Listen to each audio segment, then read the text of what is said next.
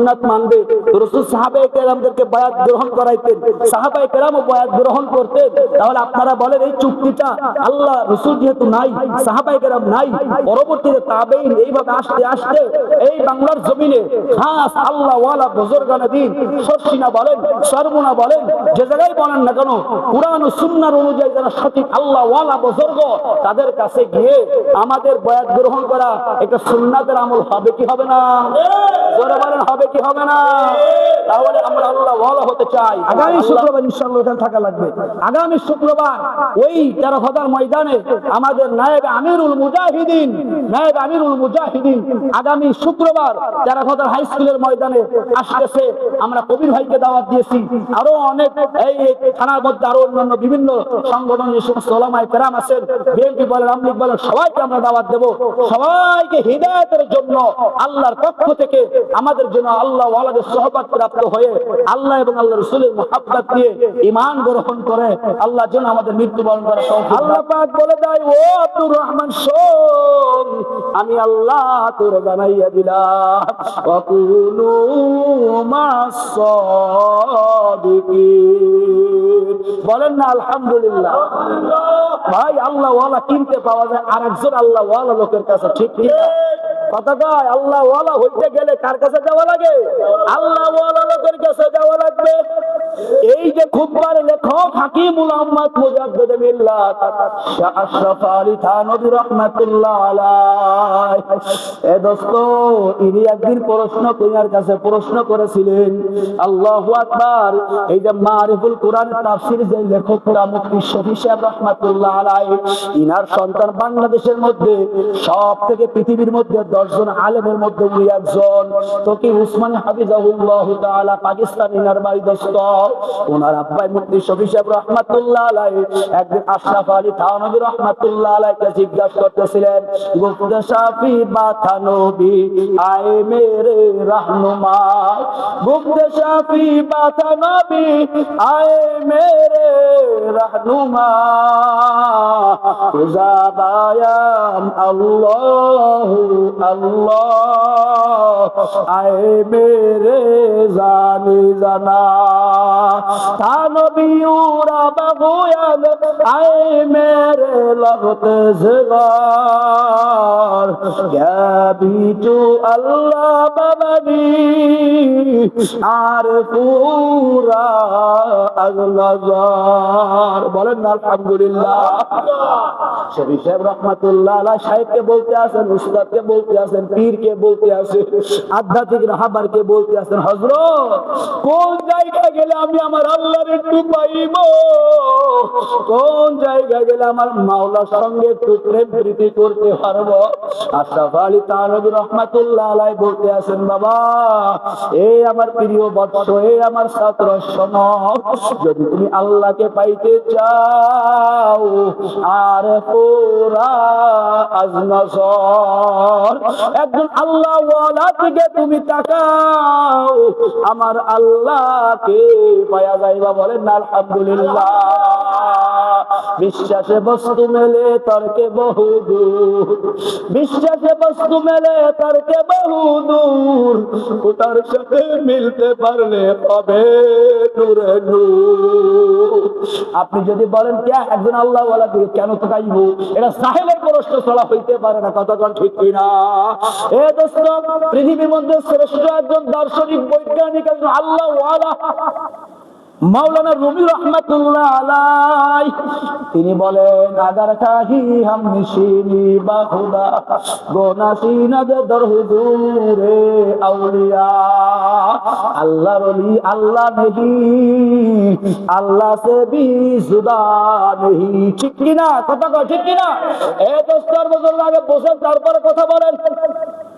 কোন একজন আল্লাহর ওলি মাওলানা রুমি রাহমাতুল্লাহ আলাইহি বলেন, আল্লাহু আকবার, তুমি আল্লাহর সামনে বসতে চাও, আল্লাহর সামনে বসতে চাও তো একজন খাঁটি আল্লাহ ওয়ালা লোকের কাছে বসে দাও। বলেন না আলহামদুলিল্লাহ।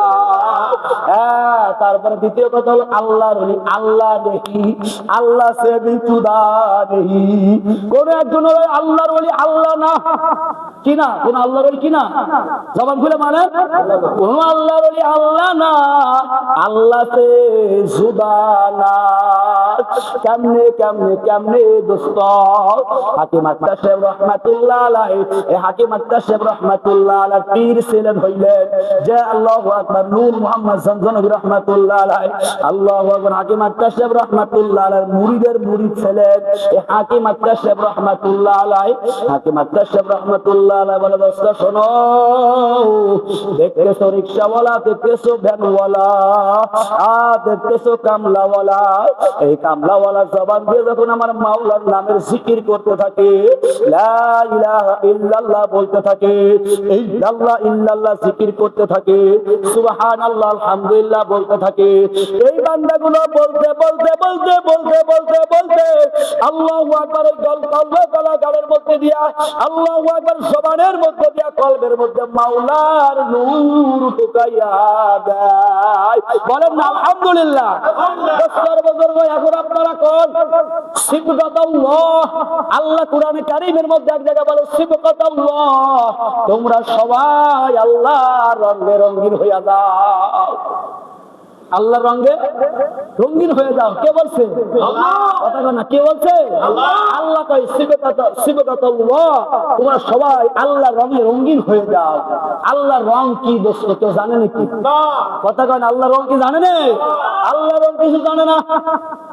আকায়েদের কিতাবের মধ্যে আছে দোস্ত কারামাতুল আউলিয়া হক, এটা ইজমা কিয়াস কুরআন সুন্নাহর আলোকে। আল্লাহু আকবার। সময় যেহেতু কম, আজকে নিয়াত করছি 25 শেষ করব, কিন্তু একটু যারা পিছনে না টানলে তো আবার আপনাদের বুঝাইতেই আমাদের কষ্ট হয়।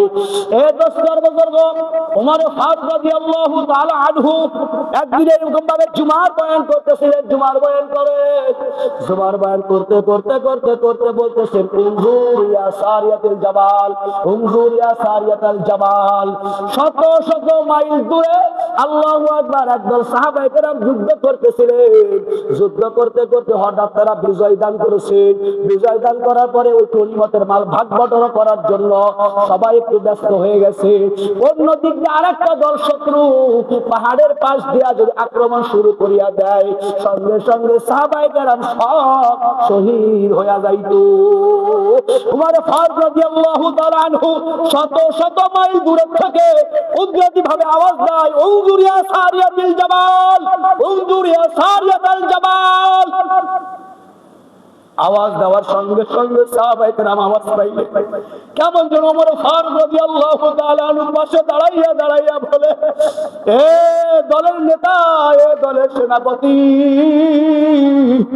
পিছনের দিকে তাকা, পিছনের দিকে তাকা। আল্লাহু আকবার। মানুষগুলা পিছনের দিকে তাকাইয়া দেখে সব শত্রু রেডি। সঙ্গে সঙ্গে তাদের মোকাবেলা করিয়া জিতিয়া গেল। এ দোস্ত, এই উম্মাত তো সেই নবীর উম্মাত, কথা কয় না। এই উম্মাত তো সেই উমর ফারুকের উম্মাত, সেই উমর ফারুক রাদিয়াল্লাহু তাআলা বংশধর, কথা কন ঠিক কিনা? আমরা তো সেই সোহবতের মানুষ, কথা কয় ঠিক কিনা? তাহলে এখন আল্লাহর ওলিদের যদি কোনো কারামতির বর্ণনা করা হয়, আল্লাহু আকবার, মনের মধ্যে একটু খুশি খুশি মারে, হয় কি হয় না? তুমি বিশ্বাস করলেই বাকি, না করলেই বাকি। বিশ্বাসে বস্তু মেলে তর্কে বহুদূর, খোদার সাথে মিলতে পারলে হবে নূরে নূর, ঠিক কি না? আল্লাহ ওয়ালা হইতে চাই কি চাই না? আল্লাহ ওয়ালা হলো, আল্লাহ ওয়ালা হইতে গেলে এক নম্বর শর্ত হইল আহলুল্লাহ সোহবাত, খাঁটি আল্লাহ ওয়ালাদের সংস্পর্শে যাওয়া লাগবে। তারা সুন্নাত যেভাবে আমল করে আপনি সুন্নাত সেইভাবে আমল করবেন। তারা যেইভাবে মেসওয়াক করে আপনি সেইভাবে মেসওয়াক করবেন। তারা যেইভাবে আপনাদের পথ চলা যেভাবে পথ চলার কথা বলে আপনি সেইভাবে পথ চলবেন, কথা বলেন, কথা ঠিক না? কেন আল্লাহর সোহবতে যাব? কেন তাদের কাছে বায়াত গ্রহণ করবো? আপনাদের প্রশ্ন হতে পারে। এই দোস্ত, বায়াত না গ্রহণ করলে ওই ব্যক্তি পূর্ণাঙ্গ একটা মুসলমানের মধ্যে শামিল হইতে পারবে না। তার কারণ কি? নবীর কাছে বায়াত হইতেন সাহাবায়ে কেরাম, চার কারণে বায়াত হয়। চার রকমের বায়াত। কয় রকমের বায়াত? মানে চুক্তিবদ্ধ, বায়াত মানে চুক্তিবদ্ধ 4 রকমের বায়াত আছে। একটা হলো ইসলাম গ্রহণের বায়াত। আজকে কিন্তু শ্রীকৃষ্ণ এসে বলবে, হুজুর আমি আজকে থেকে মুসলমান হয়ে গেলাম, কলেমা পড়াইয়া দেন। আমি ইসলাম গ্রহণ করলাম, কলেমা পড়ি, আমি আজকে থেকে কি করব না, নামাজ আর ছাড়বো, ইসলামের মধ্যে ঢুকলাম। আরেক ধরনের বায়াত হলো সে মুসলমান, নামধারী মুসলমান, কিন্তু আজকে হুজুর কাছে এসে বলল, হুজুর আপনি আমাকে বায়াত করাইয়া দেন, আমি আজকে থেকে আর জিনা করব না, চুরি করব না, হুজুর আজকে থেকে আমি আর মদ খাইবো না, গাঁজা খাইবো না। কারণ ইয়াদুল্লাহি ফাওকা আইদিহিম, আল্লাহর নবী সাহাবায়ে কেরামদেরকে নিয়ে এক গাছের নিচে পড়ে হাত আদায় দিলেন। সবাই সমস্ত সাহাবায়ে কেরাম হাত দিলেন। হাত দেওয়ার পরে নবী আলাইহিস সালাতু ওয়াস সালাম সবার হাতের পরে হাত দিয়া এরপর নবী মুহাম্মদ রাসূলুল্লাহ চুক্তিটা পড়াইলেন, বায়াত গ্রহণ করলেন। ইয়াদুল্লাহি ফাওকা আইদিহিম, আল্লাহ কোরআনের মধ্যে ঘোষণা করে দিয়েছেন রাসূলের হাত নিচে, এরপর আল্লাহ রাসূলের হাত, এইবার আল্লাহ রাসূলের হাতের পর আমার মাওলার কুদরতি হাত, বলেন না আলহামদুলিল্লাহ। তাহলে বায়াতের কথা কোরআন ও হাদিসে আছে কি আছে না? কথা কয় না, আছে কি আছে না? আরেকটা বায়াত হইল দোস্ত জিহাদের বায়াত। আল্লাহু আকবার। সাহাবায়ে কেরাম উহুদের ময়দানে যাওয়ার আগে আল্লাহর রাসূল এইভাবে হাত হাতাইয়া দেয়, আল্লাহ রাসূলের পর সবাই হাত দিয়া বলতে আসে, নাহনুল্লাযী বায়াউ মুহাম্মাদান মা বাকিনা আলাল জিহাদি আবাদা। এ আল্লাহ রাসূল, আমি আপনাদের সঙ্গে, আপনার সঙ্গে আমরা সবাই চুক্তিবদ্ধ হইলাম। হে আল্লাহ রাসূল, আমরা সবাই আপনার সঙ্গে ওয়াদা করলাম, আমাদের শরীরে এতটা রক্ত থাকা পর্যন্ত আপনার যুদ্ধের ময়দান থেকে আপনাকে ছাড়িয়া যাব না। তাহলে যুদ্ধের ময়দান এখন নাই, এখন আমাদের ইসলাহে নফসের দরকার, গুনাহ ছাড়ার দরকার, আল্লাহু আকবার, চুরি শাস্ত্রান্তি মদ গাঁজা সব কিছু ছাড়ার দরকার। আল্লাহ ওয়ালা লোকের কাছে যখন যাইবা, আল্লাহ পাক রব্বুল আলামিন কুদরতি ভাবে আল্লাহু আকবার, আল্লাহ পাকের খাস রহমত আমার আপনার উপর নাযিল করবে। তাহলে রাসূলের ওই সুন্নাতটা মানা হয়ে যাইবে। কথা কান ঠিক কি না? মানা হাব্বা সুন্নতি ফাকাদ হাব্বানি ওয়া মান হাব্বানি কানা মাই ফিল জান্নাহ। রাসূল বলেন যে আমার সুম্মা বা'দু ফাআউযু বিল্লাহি মিনাশ শাইতানির রাজীম। বিসমিল্লাহির রাহমানির রহিম। মা কানা লিবাশারিন আন ইউ'তিয়াহুল্লাহুল কিতাবা ওয়াল হুকমা ওয়ান নাবুওয়াতা ثم يقول للناس كونوا عبادا من دون الله ولكن كونوا ربانيين. وقال رسول الله صلى الله عليه الصلاة والسلام من أحب سنتي فقد أحبني ومن أحبني كان معي في الجنة. وقال تعالى إن الله وملائكته يصلون على النبي يا أيها الذين آمنوا صلوا عليه وسلموا تسليما. সবাই মুহাব্বতের সাথে জবান খুলে দুরূদ শরীফ পড়ুন। اللهم صل على سيدنا ونبينا وشفيعنا وحبيبنا ومولانا محمد صلى الله عليه وعلى آله وأصحابه وبارك وسلم. اللهم صل على سيدنا ونبينا وشفيعنا وحبيبنا ومولانا محمد صلى الله عليه وعلى آله وأصحابه وبارك وسلم. আলহামদুলিল্লাহ, জুমার দিন আগত সম্মানিত মুসল্লিন কেরাম, আল্লাহ পাকের আশিকিন, জাকিরিন, খাস মুহিব্বিন বান্দাগণ, জনাবে মুহাম্মদ রাসূলুল্লাহ, সবাই বলি সাল্লাল্লাহু আলাইহি সাল্লাতু ওয়াস সালামের সম্মানিত উম্মতগণ, মাওলায়ে কারীমের দরবারে শুকরিয়া আদায় করি যে মাওলায়ে কারীম মায়া করে, দয়া করে, ভালোবেসে ফিতনা ফাসাদের জামানা জুমার মসজিদে আগে ভাগে এসে আমাদের সাধ্য অনুযায়ী নফল সুন্নাত পড়ে কুরআন ও হাদিস থেকে কিছু কথা বলা ও শোনার জন্য তৌফিক দান করেছেন।